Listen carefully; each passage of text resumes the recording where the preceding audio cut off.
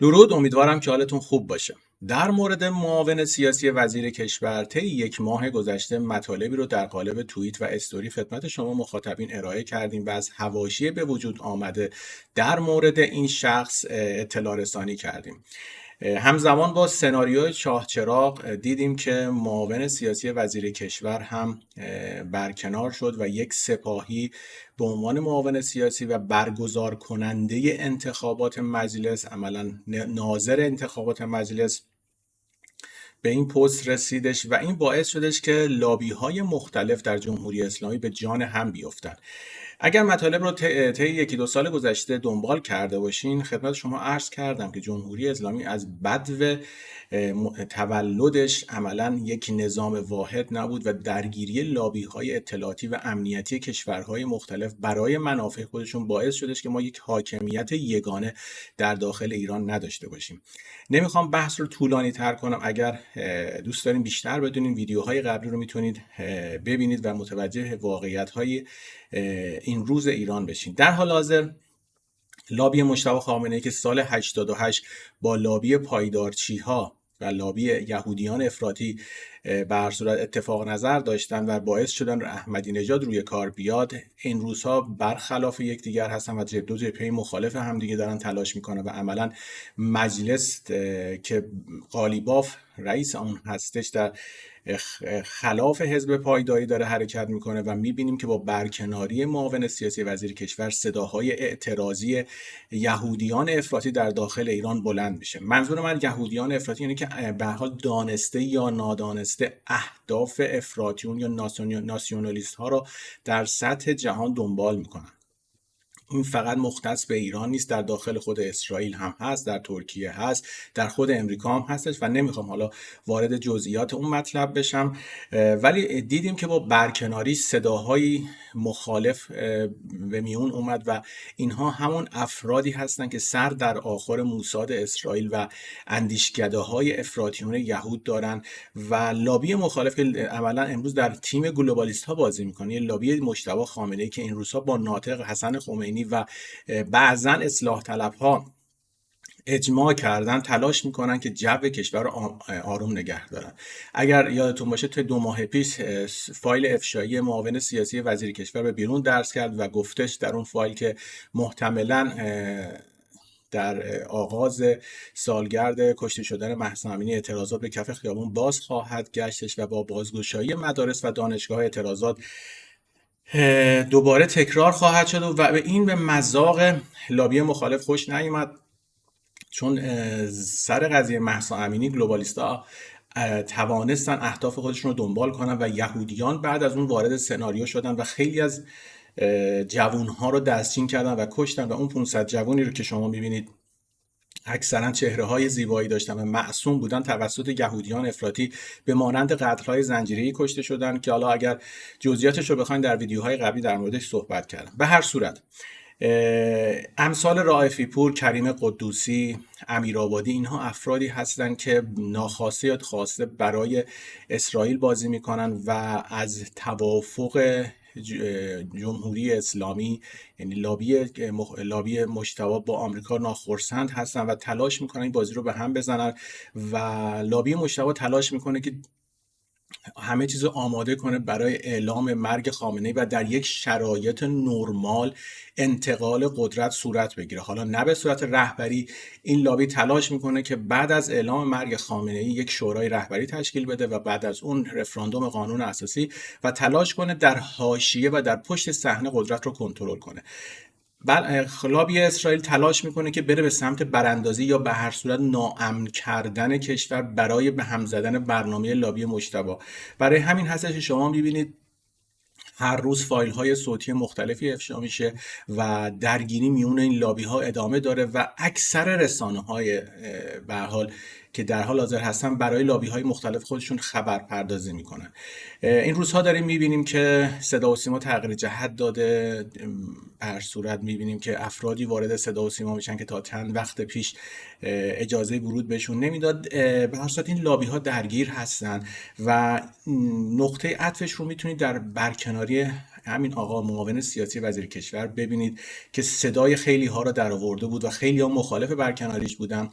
و به هر صورت زور لابی مجتبی خامنه‌ای چربید و توانستن معاون سیاسی احمد وحیدی رو کنار بزنن. احمد وحیدی خودش یکی از یهودیان افراطی هست که در لابی مصباح یزدی است و یکی از افرادی هستش که اکثر فرمانهای خودش رو توسط موساد دریافت میکنه. اینها شاید در الان برای شما، برای کسی که اولین بار این ویدیو رو میبینن، قابل درک نباشه و شاید تئوری توطئه باشه، ولی واقعا بدونید که در سطح جهانی این جنگ میون گلوبالیستا و ناسیونالیستا ادامه داره و در داخل ایران هم برای پسا خامنه‌ای تلاش میکنن. اگر هم دقت کرده باشین اون در برنامه قبلی گفتم که بعد از سفر رضا پهلوی به اسرائیل و ایتالیا دیدیم که ماموران اطلاعاتی موساد و ماموران اطلاعاتی ایتالیا در یک حادثه‌ای در نزدیکی سواحل ایتالیا که با هم برنامه داشتن کشته شدن. این جنگ ها ادامه داره و اسرائیل و اون لابی افراطی تلاش میکنه که حکومت رو براندازی کنه یا عملا یک کودتای نظامی در داخل ایران توسط سپاه ایجاد کنه که بتواند اهرام قدرت رو در اختیار خودش بگیره و لابی مخالف، لابی مجتبی، تلاش میکنه با همگرایی با امثال ناطق و حسن روحانی و داشتن رسانه‌های غربی و همگرایی با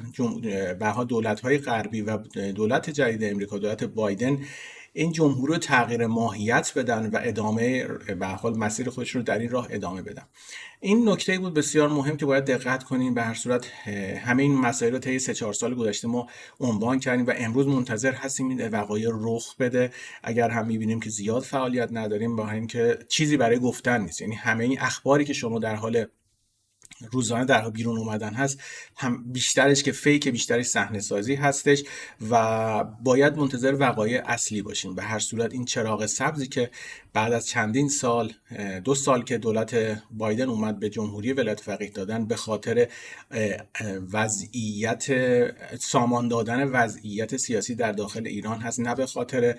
خود ایران، به خاطر آرامش برای جانشینین. شما ببینید طی چند ماه گذشته روابط جمهوری اسلامی با عربستان، با مصر، با کشورهای اروپایی و الان با آمریکا تقریبا حسنه شده و شرایط رو بستر رو آماده میکنن برای اعلام مرگ خامنه‌ای یا همون میرطاهر و لابی مخالف تلاش میکنه با سناریو و حاشیه سازی این جو رو ناآرام کنه که این اتفاق رخ نده. به هر صورت واقعیت اینه که اکثریت مردم ایران از جمهوری اسلامی عبور کردن، ولی در حال حاضر هیچ آرمان و هدف مشخصی ندارن. شاید اکثریت مخالف باشن ولی اصلا نمیدونن چی میخواهن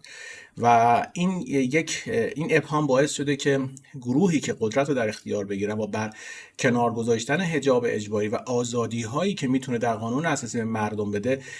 میتونه حمایت مردمی رو برای خودشون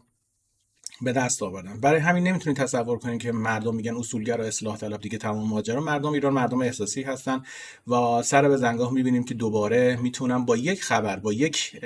عمل، عکس العمل، مردم رو دوباره به صحنه بیارن و هیجان ایجاد کنن. بازی‌های مختلفی هست، حالا